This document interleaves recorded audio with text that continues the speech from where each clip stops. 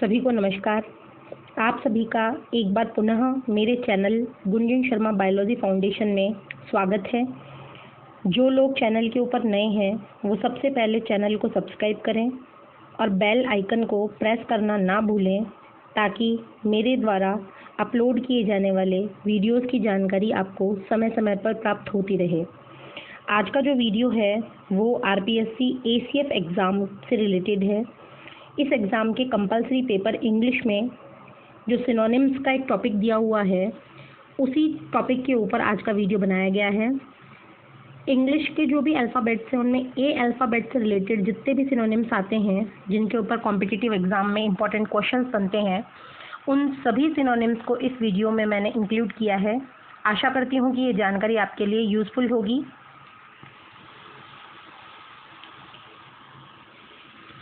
सबसे पहला जो सिनोनिम है वो है अबंडन।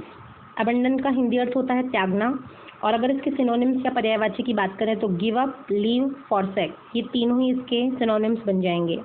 सेकंड जो है वो है एब्रीविएट। एब्रीविएट वर्ब के रूप में कहलाता है संक्षिप्त करना। सिनोनिम्स की बात करें तो एब्रिज, कंडेंस, शॉर्टन इसके सिनोनिम्स हो जाएंगे। नेक्स्ट है एब्डिकेट। वर्ब के फॉर्म में इसका मीनिंग होगा पद का त्याग करना या पद त्यागना। सिनोनिम्स में बात करें तो क्विट, अबंडन और सरेंडर इसके सिनोनिम्स हो जाएंगे।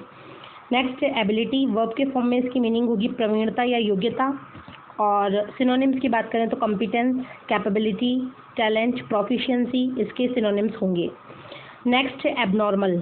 एडजेक्टिव के फॉर्म में अगर इसका यूज़ किया जाता है तो इसका अर्थ होगा असाधारण या प्रतिकूल। इसके सिनोनिम्स बनेंगे एनोमैलस, पेकुलियर, डिफरेंट। नेक्स्ट है वर्ड एब्सेंस। एब्सेंस अगर नाउन के फॉर्म में यूज़ हो रही है तो इसका मीनिंग होगा अनुपस्थिति। सिनोनिम के फॉर्म में होगा डियर्थ, डेफिशिएंसी, स्कार्सिटी।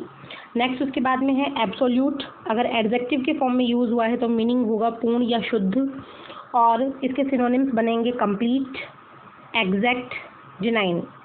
नेक्स्ट है एब्सटेन। एब्सटेन अगर वर्ब के फॉर्म में काम में आएगा तो इसका अर्थ होगा बचे हुए या पृथक रहना। तो सिनोनिम्स इसके हो जाएंगे avoid, decline, refrain. Next word है अबंडेंट। अबंडेंट जो है वो एडजेक्टिव के फॉर्म में अगर काम में आता है तो अर्थ बनेगा इसका प्रचुर या अधिक, और सिनोनिम्स इसके हो जाएंगे प्लेंटीफुल, फुल और बाउंटीफुल।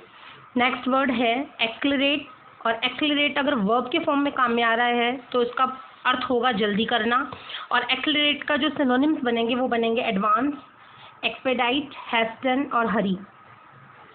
नेक्स्ट उसके बाद में जो वर्ड है वो एक्सेंट। एसेंट का अर्थ होता है नाउन के फॉर्म में दबाव या जोर। तो जो सिनोनिम्स बनेंगे वो बनेंगे एम्फेसिस, स्ट्रेस, पिच और टोन। नेक्स्ट वर्ड हमने लिया है एक्सेप्ट। वर्ब के फॉर्म में स्वीकार करना या विश्वास करना।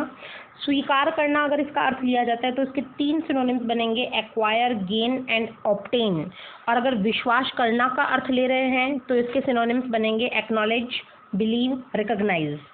तो दोनों ही अर्थों के अंदर इनके सिनोनिम्स भी डिफरेंट हो जाएंगे। नेक्स्ट जो वर्ड हमने लिया है वो लिया है एक्सेस। एक्सेस नाउन की फॉर्म में अगर काम में आएगा तो अर्थ होता है समीप में पहुंच, यानी समीप पहुंचना, किसी के नज़दीक जाना। सिनोनिम्स बनेंगे admission, admittance, approach, entrance. Next उसके बाद में वर्ड है एक्सीडेंट। एक्सीडेंट अगर नाउन के फॉर्म में आ रहा है तो दुर्घटना। सिनोनिम होगा calamity, casualty, disaster, collision. Next word है अकॉर्ड। अकॉर्ड अगर वर्ब के फॉर्म में है तो अर्थ होगा स्वीकृति देना, यानी परमिशन देना। तो इसके सिनोनिम्स होंगे agree, allow, confer, grant.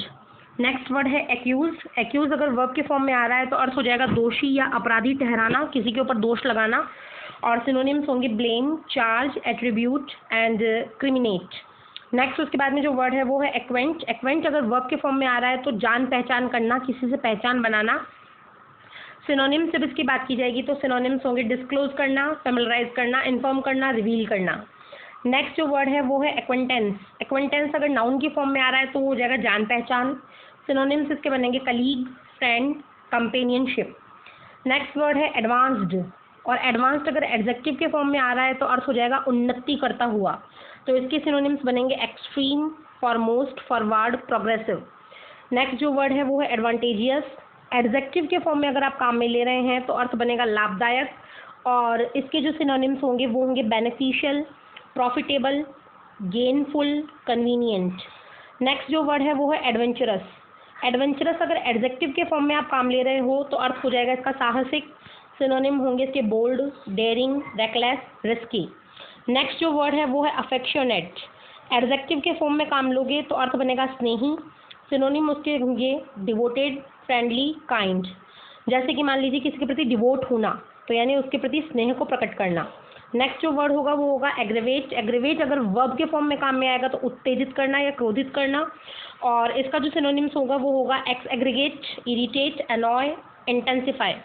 Next word है अलायंस। अलायंस का मीन होता है संधि या समझौता। दो देशों के बीच में कोई संधि हो रही है या दो लोगों के बीच में कोई संधि हो रही है तो नाउन के फॉर्म में इसका अर्थ हो जाएगा संधि या समझौता। सिनोनिम्स इसके होंगे coalition, compact, treaty, agreement. Treaty एक ऐसा वर्ड है जो हम यूजुअली इसके लिए काम में लेते हैं। एग्रीमेंट हम इसके लिए यूजुअली काम में लेते हैं। नेक्स्ट जो वर्ड है वो है एलमाइटी। एलमाइटी एडजेक्टिव के फॉर्म में अर्थ देगा सर्वशक्तिमान। और सर्वशक्तिमान जो एक सुप्रीम पावर होता है उसके लिए हम वर्ड काम में ले सकते हैं पर्यायवाची all powerful, great, omnipotent and invincible. Next उसके बाद में ऑल्दो। ऑल्दो जो है कंजक्टिव के फॉर्म में आएगा और कंजक्टिव के फॉर्म में ये देगा अर्थ यद्यपि या यदि ऐसा हो तो। सिनोनिम्स इसके बनेंगे even if, even though while. वापस से सुनिए, सिनोनिम्स बनेंगे even if, even though while. Next है 27 वर्ड एल्ट्रुइस्टिक। अगर ये एडजेक्टिव के फॉर्म में आता है तो अर्थ बनेगा परोपकारी। सिनोनिम्स इसके होंगे benevolent, humane, generous, charitable. Next उसके बाद में वर्ड है ऑलवेज। और ऑलवेज जो है एडजेक्टिव के फॉर्म में काम में आएगा और अर्थ देगा हमेशा। तो इसके सिनोनिम्स बनेंगे ever, evermore, forever, without exception. Next 29 word है एम्बिगुअस। एम्बिगुअस जो वर्ड है वो एडजेक्टिव के फॉर्म में आता है और इसका अर्थ होता है असंदिग्ध या अस्पष्ट, जिसके बारे में हमें क्लियर कट कोई इन्फॉर्मेशन नहीं होती है। तो सिनोनिम्स बनेंगे कंफ्यूज्ड, डाउटफुल, ऑब्सक्योर, वेग। नेक्स्ट उसके बाद में जो 30 नंबर का जो अपना वर्ड है वो है अमंग। अमंग जो है वो आता है प्रीपोजिशन के फॉर्म में और इसका अर्थ हो जाता है बीच में। नेक्स्ट उसके बाद में इसके सिनोनिम्स जो होते हैं वो होते हैं amidst, amongst, between, midst. Next उसके बाद में 31 वर्ड है एनालिसिस। नाउन के फॉर्म में इसका अर्थ होगा विघटन या विभाजन। सिनोनिम्स इसके बनेंगे division, inquiry, review, scrutiny. Scrutiny हम अलग अलग बार इसका यूज़ करते हैं। स्क्रूटिनी का मतलब अलग अलग करना, विभाजन करना। तो इसके वर्ड्स जो सिनोनिम्स बनेंगे वो बनेंगे division, inquiry, review and scrutiny. Next जो वर्ड है वो है एंसेस्टर। एंसेस्टर जो वर्ड है वो एंसेस्टर वर्ड नाउन के फॉर्म में आपको अर्थ देगा विश्लेषण पूर्वक।